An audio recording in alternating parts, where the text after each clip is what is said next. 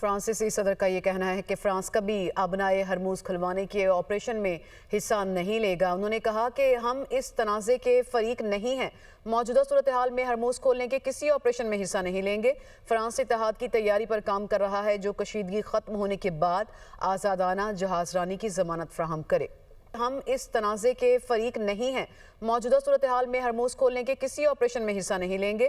France اتحاد کی تیاری پر کام کر رہا ہے جو کشیدگی ختم ہونے کے بعد آزادانہ جہاز رانی کی ضمانت فراہم کرے۔ ہم اس تنازع کے فریق نہیں ہیں، موجودہ صورتحال میں ہرموز کھولنے کے کسی آپریشن میں حصہ نہیں لیں گے۔